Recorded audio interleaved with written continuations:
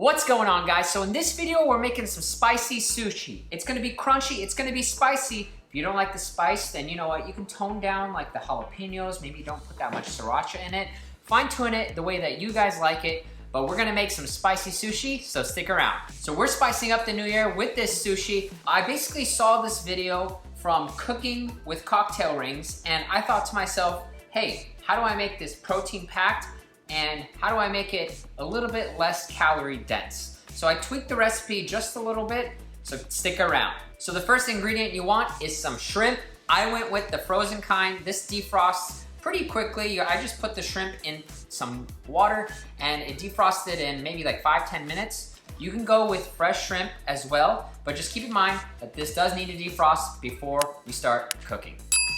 The next ingredient you want is some white rice. So I don't have sushi rice. I have this, I think, long grain jasmine rice, 3 ladies rice. I love this rice, but sticky sushi rice would be the #1 choice, but this is what I have. I love this rice, and this is what we're gonna use. Cook the rice beforehand, so you're not just waiting on the rice when we start this video. Okay, so the first step you wanna do is grab your food scale and place an empty bowl on top.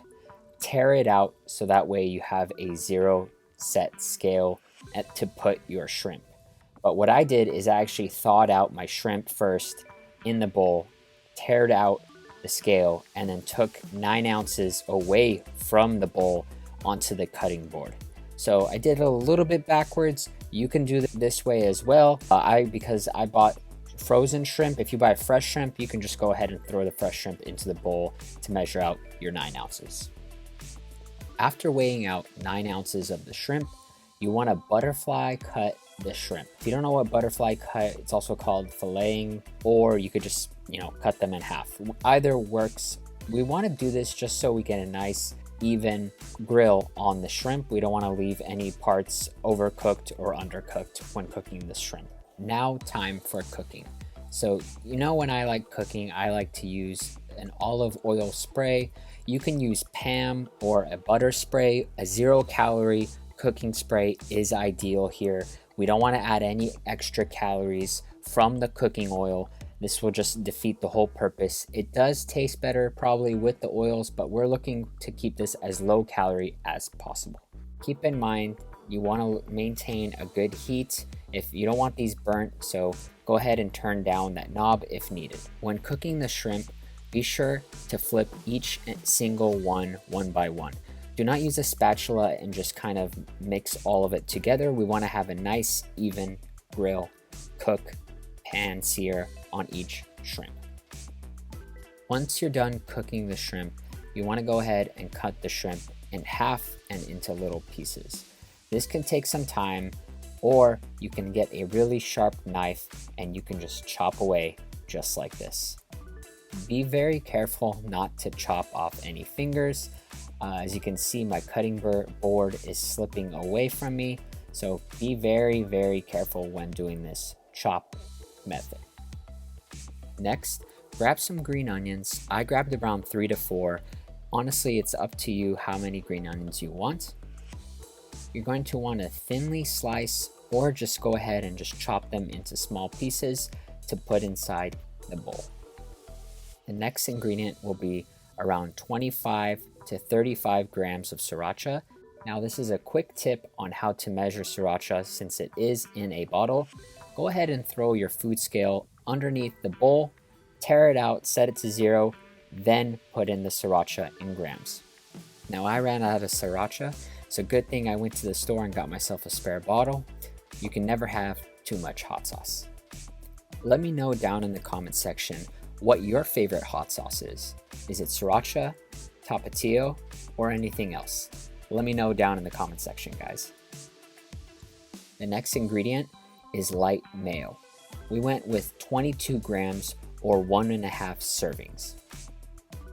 Now, to add some crunch to our sushi, we're gonna add some panko crumbs. We're gonna put about half a serving, which is 15 grams. Once you have everything inside the bowl, go ahead and mix it all together. Make sure that everything is not clumped together. We have a nice, even spread throughout all of the meat of the sushi, essentially, the topping of our sushi. You should have a nice, good consistency, and we're going to be moving on to preparing our rice. Now, to make the rice sticky, we're going to have to mix this within our rice. So we want a teaspoon of salt, a teaspoon of regular sugar, and a teaspoon of rice vinegar. Once you have that all in a small bowl, mix it all together, and you're going to want to heat that up. Microwave is the most simple method, and you want to do around 30 to 45 seconds. Now you're going to take that mixture from the microwave and you're going to mix it with your rice. This is going to help create that sticky rice that we want. Obviously, sushi rice is the best, but again, we had jasmine rice and I really like this rice. And you know what? It works. So that's what we're going to use today for our recipe. Next, take a small bowl, enough to fit the rice in, and have some plastic saran wrap. Place your sticky rice into the bowl and make sure you have a nice flat surface. Once you even out the rice inside of the bowl, we're going to stick it in the refrigerator for about 20 to 30 minutes, 30 being on the safe side. If you didn't let the rice cool and it's still kind of hot, you might want to let it sit in there for about an hour. All right, so we just put the sushi in the refrigerator. We're gonna let it cool and kind of stick together. But you guys, if you haven't done so already, drop a like, hit that subscribe button, and hit that bell notification to be notified anytime we post new content. Really helps the channel out, and it's free for you guys. Kick off the new year with a like, kick off a new year with a new sub. Really appreciate it, guys. Thanks. Now it's time to cut the rice into small sushi squares. Take the bowl and quickly flip it upside down onto a cutting board. Make sure that the sushi does not fall apart when doing this. This is critical. If it does, that means you didn't let it sit inside the refrigerator long enough. For our recipe, what I did was I cut it into 4 small sushi squares and 2 large sushi squares.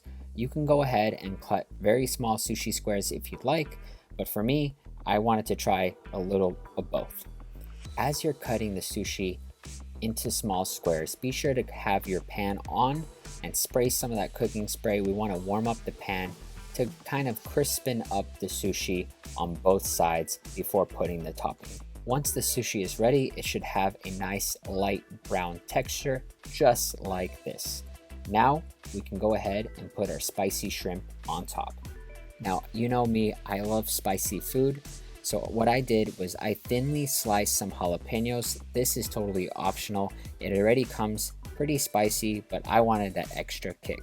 So if you also want that extra kick, be sure to buy yourself some jalapenos and thinly slice it as your kind of your cherry on top for the sushi.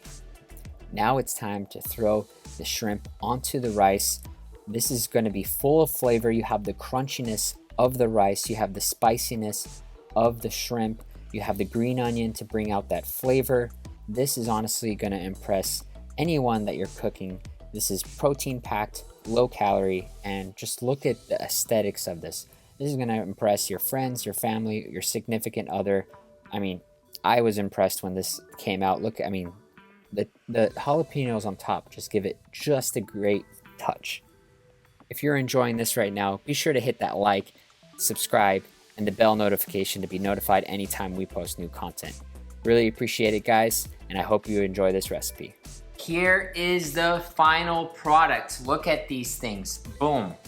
I like the jalapenos on top. That's not going to be included in the calorie breakdown, but I really enjoy jalapenos, so I added them on top. I made little tiny sushis in the front, and then I made bigger squares in the back. I don't have chopsticks, so I'm gonna be using a fork to try this out, and here we go. Oh my gosh, I think it's gonna be around. Oh.